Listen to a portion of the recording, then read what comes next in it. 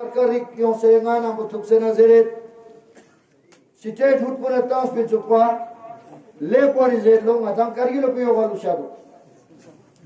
But yung gar nag-accept, o suni ki album la. Then ang nga sa media, na dyan si Matong.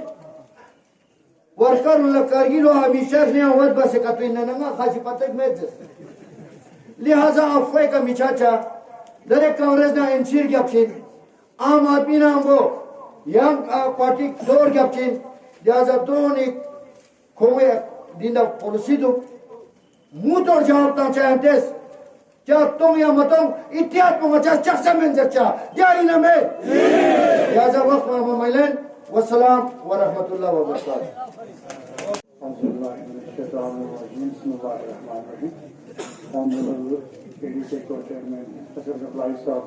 कमरा बाकी मेम्बरान public सोने आज मेरी तबीयत कुछ ठीक नहीं है, गला पूरा खराब होने और जुकाम की वजह से थोड़ी सी परेशानी है, तो मुझे माजरत चाहता हूँ इस चीज़ के लिए।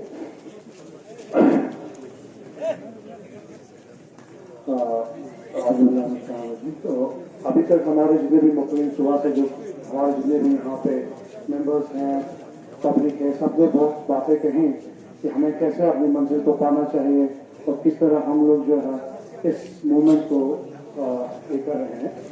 इस प्लेटफॉर्म में केडी के प्लेटफॉर्म में एज ए मेंबर ऑफ अहमद सुन्नत वल जमात करगिल की तरफ से मैं केडी के एज ए मेंबर जो है इसको ये करता हूँ। तो तमाम केडी के और बाकी सारे लोगों को करगिल के आवाम को मैं अपने ऑर्गेनाइजेशन की तरफ से ये देना चाहता हूँ कि भाई अहमद सुन्नत वल जमात जो है ये आपके साथ शाना बशाना हर लिहाज से आप लोगों के साथ खड़ी है।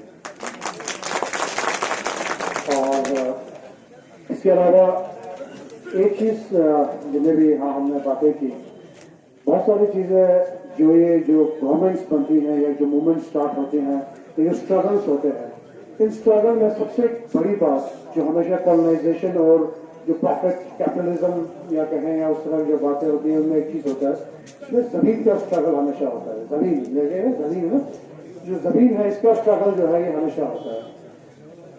ज़मीन की स्ट्रगल का ये सिर्फ हमारे 47 के बाद नहीं है। अगर आप तारीख में देखें तो 47 से पहले जितने भी अंग्रेजों के टाइम में ज़मीनें किसके पास हुआ करती थी? जागीरदारों के पास हुआ करती थी। फिर उसके बाद आम आदमी के पास ज़मीनें नहीं होती थी। फिर 47 में जब हमें आज़ादी मिली तो सबसे पहला काम जो उस वक्त गवर्नमेंट ने किया वो ये किया कि जितने भी लैंड सीलिंग से पूरे इंडिया में जो है वो सारा क्लोज कर दिया। जितने भी बड़े बड़े जागीरदार थे उनको कहा गया कि भाई 80 कनाल से या 200 कनाल से ज़्यादा जो है ये आपका कोई आदमी रख नहीं सकता है। उसी तरह जे.एंड.के स्टेट जो है पूरे ऐसा हमारा जो जे.एंड.के स्टेट था, जे.एंड.के स्टेट पूरे इंडिया में सबसे ज़्यादा लैंड रिफॉर्म्स पूरे इंडिया में, अगर कहीं पे इंडिया में बहुत जगह पे हुए लैंड रिफॉर्म, लेकिन पूरे अगर किसी जगह पे लैंड रिफॉर्म्स हुए हैं तो वो सिर्फ जे.एंड.के का जहाँ लैंड रिफॉर्म्स सही मानों में जो लैंड रिफॉर्म्स हुए वो हुए। और उससे ये हुआ था लैंड रिफॉर्म्स की वजह से कि आम आदमी के पास जमीन थी। एक आम आदमी के आप मुझे जब कभी आप तो हम लोग बाहर जाते हैं इंडिया में, आप लोगों ने बहुत जगह देखा होगा कि आप बाहर जाते हैं तो बहुत ही गुर्बत है, मतलब गुर्बत की इंतहा है। ऑब्जेक्ट पॉवर्टी जिसे हम कहते हैं, ऑब्जेक्ट पॉवर्टी कहते हैं। बहुत हद से ज्यादा गुर्बत है। तो कौन लोग हैं जो इनकी हद से ज्यादा गुर्बत है, जिनके पास बिल्कुल कुछ भी नहीं है? तो वही लोग हैं जिनके पास जमीन नहीं, जो बेघर है। और वो इंसान जिसके पास अपने 2 बीघे कुछ थोड़ी सी जमीन है, कम से कम वो अपने 2 वक्त की रोटी जो अपने जो घर को इस बच्चों को जो है कम से कम 1 वक्त की रोटी उस जमीन से दिला सकता है। ये पावर जो है ना ये होता है जमीन के। एक फर्क है हमारे जे.एंड.के में, जो जे.एंड.के का या लद्दाख का यहाँ पे, और बाकी जो स्टेट्स है, आप बिहार में जाए, यूपी में जाए, वहां जाके देखिए, वहां जो ऑब्जेक्ट पॉवर्टी है वो किस वजह से? क्योंकि लोगों के पास जमीन नहीं है। जमीन किसके पास है? या तो गवर्नमेंट के पास है या वो बड़े बड़े लोगों के पास है। वहां जमीन है, आप देखेंगे वहां पे कि वहां हजारों किलोमीटर जो है वो फैक्ट्रीज और वो लगी हुई है। वो जो फैक्ट्रीज और वो जो लगे हुए हैं वो जमीनें किसकी हैं? वो गवर्नमेंट जमीन का, मतलब है कि गवर्नमेंट की जमीन है, कंपनीज की है। तो ये चीजें जो है यहाँ पे जब गवर्नमेंट बनी, यूटी बना, सबसे पहले उन्होंने डाका किसने मारा? यही हमारी जमीनों को ही तो मारा। सबसे पहले उन्होंने हमसे छीना कि भाई हम जो काश्तकारी के जो नंबर 38 का जो हमारा प्रोविजन था वो सबसे पहले वही तो छीना उन्होंने हमसे। वो उठा के इनका तो मकसद ये था कि उस टाइम जो है कि इसको टोटली खत्म किया जाए। जब पब्लिक से आउटक्राई हुई एज ए बार एसोसिएशन, हमारे करगिल और नेपाल एसोसिएशन ने भी इस प्रोविजन के बारे में काफी रिप्रेजेंटेशन किया उस टाइम, जिससे गवर्नमेंट को लगा कि नहीं यहाँ पे तो ये एज ए इसको इसकी रिप्लिकेशंस हो सकती हैं। तो उन्होंने जो है फिर इसको क्या कर दिया, उठा के डीसी के पास दे दिया। तो ऑलमोस्ट हम जो उसको नलिफाई ही कर दिया उस प्रोविजन को, क्योंकि हमारे ये प्रोविजन जो नंबर 38 था ये लद्दाख के लिए स्पेशल था। आप कहीं पे भी जाए, चाहे हिंदुस्तान के किसी कोने में जाए, दुनिया किसी कोने में जाए, सरकार की जमीन आप अपने नाम पर कभी नहीं कर सकते हैं। सरकार की जो जमीन है ये आपकी अपनी मिल्कियती जमीन है, उसके अलावा जितनी भी जमीन है वो सरकार की है। आप मिल्की जमीन के अलावा तो वो सारी जमीन जो है कभी भी कोई इंसान जो है वो अपने नाम पर नहीं कर सकता है। ये एक प्रोविजन था जिससे जो है ये सिर्फ लद्दाख स्कर्दों के लिए 1938 में महाराजा के टाइम में ही आया हुआ प्रोविजन है, क्योंकि यहाँ जमीन बहुत ज्यादा थी और काश्तकारी के लिए लोगों के पास काश्तकार जमीन कम थी और लिबरेशन बहुत ज्यादा थी। तो ये एक स्पेशल प्रोविजन था लद्दाख के लिए। इसी तरह अब आए क्या कहते हैं नए इसमें आए 2021 में इन्होंने 22 में इन्होंने वो प्रोविजन खत्म कर दिया कि भाई हमें हमारे जमीनों से अगर आप काश्तकारी करते भी हैं, आप अगर आप कहीं ये करते भी हैं, आप डीसी के पास क्या टाइम है आपके खेत में आके देखेगा और इंतकाल करेगा, तो ऑलमोस्ट इम्पॉसिबल है। तो ये जो है ये प्रोविजन जो है इन्होंने ऑलमोस्ट उसको डेथ कर दिया।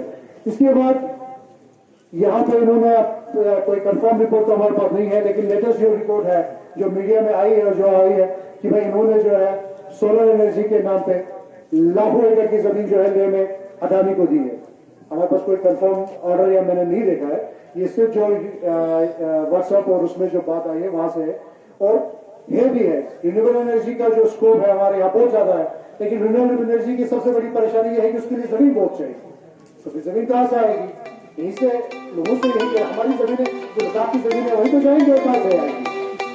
यही मैदान यही पहाड़, चाहे हमारे डाटा सेंटर्स को लेके, इस तरीके से बहुत सारी चीजें हैं। आप मेडिसिनल प्लांट्स में आप लद्दाख का पोटेंशियल देख लीजिए कितना है, आप सीबकथॉर्न में देख लीजिए हमारी कितनी पोटेंशियल है।